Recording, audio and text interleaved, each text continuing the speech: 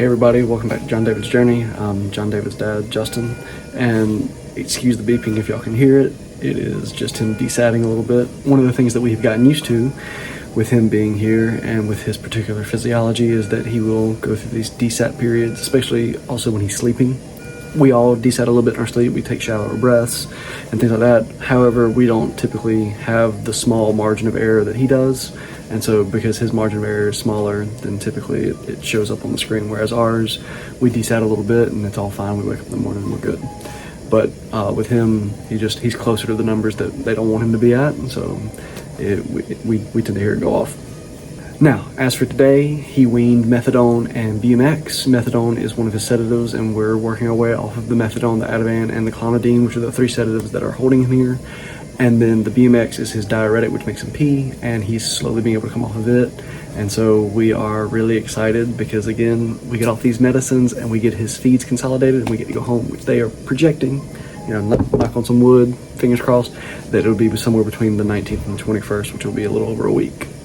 Also today, he did have some withdrawals, which again, we expect as he's coming off these sedation drugs, just, gagging, spit up, yawning, just irritable.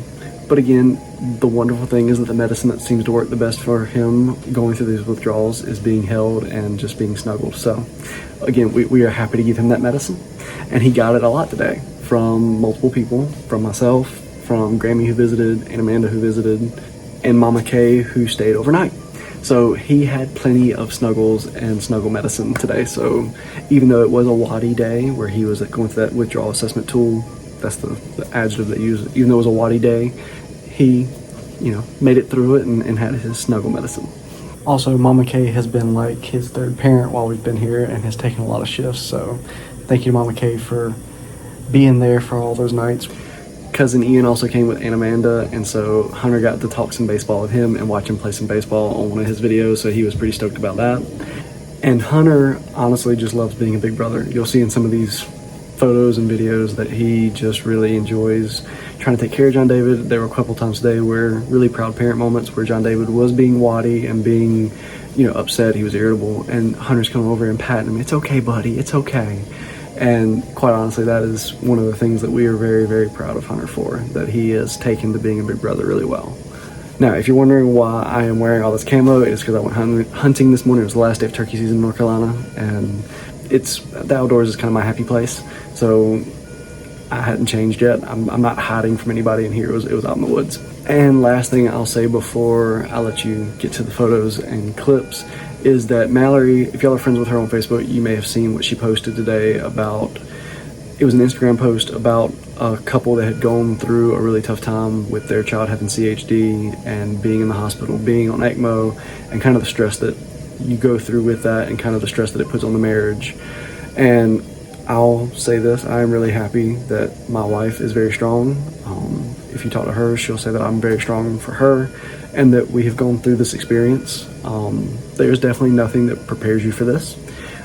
The best you can do is kind of read up on it a little bit, but quite honestly, there doesn't seem to be a whole lot of people. There's a couple, but there's not a whole lot of people who tend to go out and talk about this because of the fact that this wife put on there that it is very stressful, it's very frustrating, it can cause a lot of problems. And her exact quote was, "Marry someone who you can sit in a hospital room with." Not on vacation, not on romantic candlelit dinners, in a hospital room for days, for months, through heartbreak. Because that's what happens in this situation. You go through some heartbreak, you go through a lot of stress. And this is actually one of the things that I know Coach Singh and I have talked about with our kids that we've coached, that when things are going well and you're winning and life is going good, like those vacations and those candlelit romantic dinners, it's easy peasy. If you have problems, they typically don't show because you're getting glossed over. Things are fine.